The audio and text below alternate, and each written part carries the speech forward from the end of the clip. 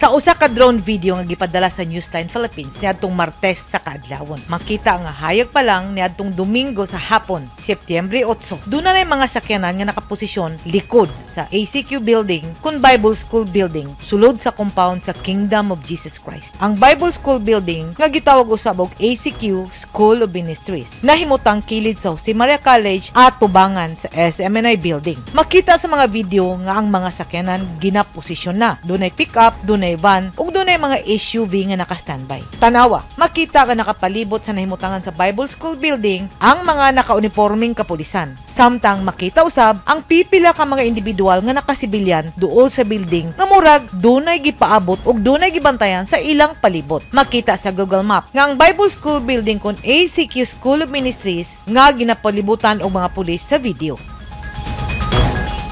Ug mao kini ang Apollo Air Hangar kilid sa taxiway sa Davao International Airport.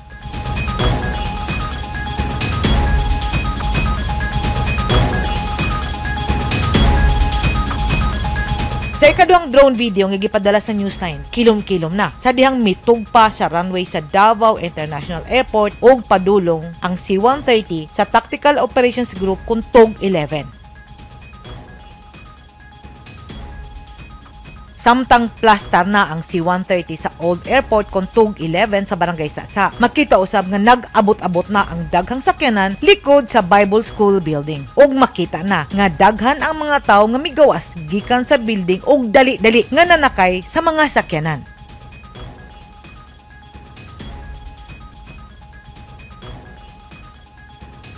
Gikan sa Bible School building, miagi kini sa hangar sa KoJC ug miliko pawala ug misulod sa taxiway sa sulod sa Davao International Airport compound ug midiretso sa TOG-11 kung diin naghulat ang C-130.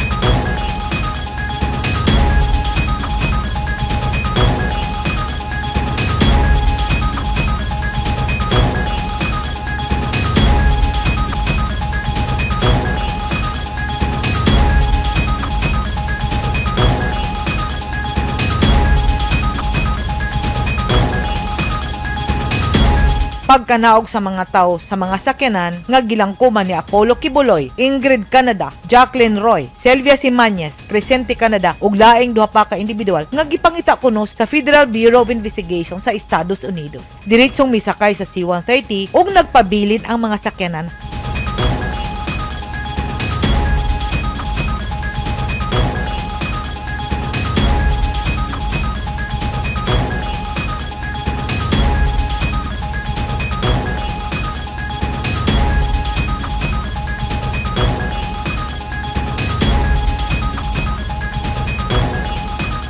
Hangtod nga nakalupad na ang C-130. Among gipakita kining hinatag nga drone video aron makita natong tanan kung asa gikan si Apollo Quiboloy ug iyang mga kaubanan una pa man kini misakay sa C-130 niadtong Domingo. Mi-surrender ba o giaresto si Apollo Quiboloy niadtong Setyembre 8 ugma Setyembre 13 kun Friday the 13th mopakita na si Apollo Quiboloy ug iyang mga kaubanan ato sa arraignment ug pangutanon sila kung guilty ba sila o dili sa mga kaso. Ug magsugod dayon ang pre-trial video conference hearing sa Branch 106 sa Regional Trial Court sa Quezon City sa kasong Other Acts of Child Abuse o BOS sa Republic Act 7610. Kung unsa man ang lintunganay sa kaso, nang hinaot kita nga ang tawhanong katungod sa mga akusado ug sa agrabyado magpatigbabaw ug labaw sa tanan. Mahatagan og hustisya ang mga biktima nga dugay nang nagantos. Edith Kaduay, Newsline Philippines. Stay safe!